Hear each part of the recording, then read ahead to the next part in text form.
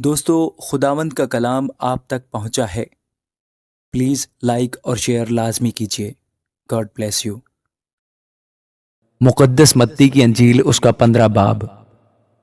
اس وقت فریسیوں اور فقیہوں نے یروشلم سے یسوع کے پاس آ کر کہا کہ تیرے شاگرد بزرگوں کی روایت کو کیوں ٹال دیتے ہیں کہ کھانا کھاتے وقت ہاتھ نہیں دھوتے؟ اس نے جواب میں ان سے کہا کہ تم اپنی روایت سے خدا کا حکم کیوں ٹال دیتے ہو؟ کیونکہ خدا نے فرمایا ہے تو اپنے باپ کی اور اپنی ماں کی عزت کرنا، اور جو باپ یا ماں کو برا کہے وہ ضرور جان سے مارا جائے۔ مگر تم کہتے ہو کہ جو کوئی باپ یا ماں سے کہے کہ جس چیز کا تجھے مجھ سے فائدہ پہنچ سکتا تھا وہ خدا کی نظر ہو چکی، تو وہ اپنے باپ کی عزت نہ کرے، بس تم نے اپنی روایت سے خدا کا کلام باطل کر دیا۔ اے ریاکارو، یسایہ نے تمہارے حق میں کیا خوب نبوت کی کہ یہ امت زبان سے تو میری عزت کرتی ہے مگر ان کا دل مجھ سے دور ہے، اور یہ بے فائدہ میری پرستش کرتے ہیں کیونکہ انسانی احکام کی تعلیم دیتے ہیں۔ پھر اس نے لوگوں کو بلا کر ان سے کہا کہ سنو اور سمجھو، جو چیز منہ سے جاتی ہے وہ آدمی کو ناپاک نہیں کرتی، مگر جو منہ سے نکلتی ہے وہی آدمی کو ناپاک کرتی ہے۔ اس پر شاگردوں نے اس کے پاس آ کر کہا، کیا تو جانتا ہے کہ فریسیوں نے یہ بات سن کر ٹھوکر کھائی؟ اس نے جواب میں کہا، جو پودا میرے آسمانی باپ نے نہیں لگایا جڑ سے اکھاڑا جائے گا۔ انہیں چھوڑ دو، وہ اندھے راہ بتانے والے ہیں، اور اگر اندھے کو اندھا راہ بتائے گا تو دونوں گڑھے میں گریں گے۔ پطرس نے جواب میں اس سے کہا، یہ تمثیل ہمیں سمجھا دے۔ اس نے کہا، کیا تم بھی اب تک بے سمجھ ہو؟ کیا نہیں سمجھتے کہ جو کچھ منہ میں جاتا ہے وہ پیٹ میں پڑتا اور مزبلہ میں پھینکا جاتا ہے؟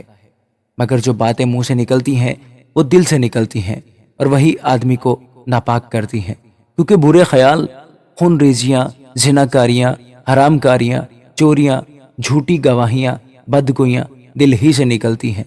یہی باتیں ہیں جو آدمی کو ناپاک کرتی ہیں، مگر بغیر ہاتھ دھوئے کھانا کھانا آدمی کو ناپاک نہیں کرتا۔ پھر یسوع وہاں سے نکل کر سور اور سیدھا کے علاقے کو روانہ ہوا، اور دیکھو ایک کنانی عورت ان سرحدوں سے نکلی اور پکار کر کہنے لگی، اے خداوند ابن داؤد، مجھ پر رحم کر، ایک بدروح میری بیٹی کو بہت ستاتی ہے۔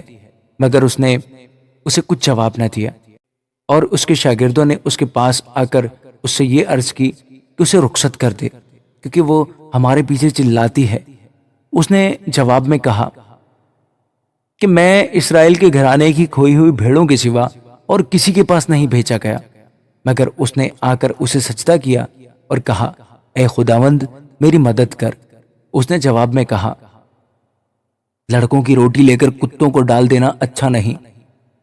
اس نے کہا، ہاں خداوند، کیونکہ کتے بھی ان ٹکڑوں میں سے کھاتے ہیں جو ان کے مالکوں کی میز سے گرتے ہیں۔ اس پر یسوع نے جواب میں اس سے کہا، اے عورت، تیرا ایمان بہت بڑا ہے، جیسا تو چاہتی ہے تیرے لیے ویسا ہی ہو۔ اور اس کی بیٹی نے اسی گھڑی شفا پائی۔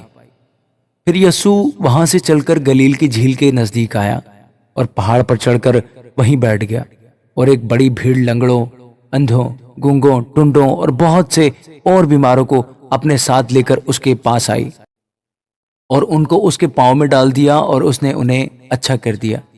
چنانچہ جب لوگوں نے دیکھا کہ گونگے بولتے، ٹنڈے تندرست ہوتے اور لنگڑے چلتے پھرتے اور اندھے دیکھتے ہیں، تو تعجب کیا اور اسرائیل کے خدا کی تمجید کی۔ اور یسوع نے اپنے شاگردوں کو بلا کر کہا، مجھے اس بھیڑ پر ترس آتا ہے، کیونکہ یہ لوگ 3 دن سے برابر میرے ساتھ ہیں اور ان کے پاس کھانے کو کچھ نہیں، اور میں ان کو بھوکا رخصت کرنا نہیں چاہتا، کہیں ایسا نہ ہو کہ راہ میں تھک کر رہ جائیں۔ شاگردوں نے اس سے کہا، بیابان میں ہم اتنی روٹیاں کہاں سے لائیں کہ ایسی بڑی بھیڑ کو سیر کریں؟ یسوع نے ان سے کہا، تمہارے پاس کتنی روٹیاں ہیں؟ انہوں نے کہا، 7 اور تھوڑی سی چھوٹی مچھلیاں ہیں۔ اس نے لوگوں کو حکم دیا کہ زمین پر بیٹھ جائیں، اور ان 7 روٹیوں اور مچھلیوں کو لے کر شکر کیا اور انہیں توڑ کر شاگردوں کو دیتا گیا، اور شاگرد لوگوں کو، اور سب کھا کر سیر ہو گئے، اور بچے ہوئے ٹکڑوں سے بھرے ہوئے 7 ٹوکرے اٹھائے، اور کھانے والے سوا عورتوں اور بچوں کے 4000 مرد تھے۔ پھر وہ بھیڑ کو رخصت کر کے کشتی میں سوار ہوا اور مگدن کی سرحدوں میں آ گیا۔ آمین۔